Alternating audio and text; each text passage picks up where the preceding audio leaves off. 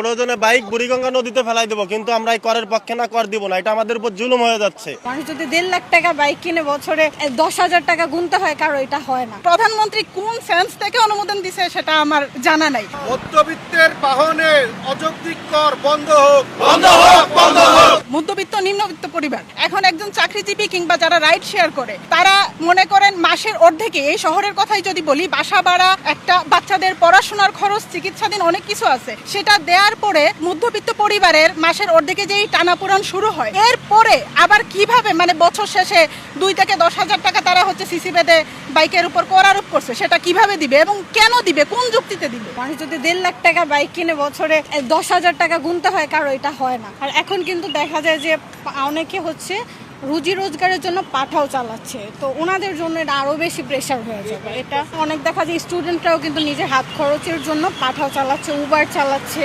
তো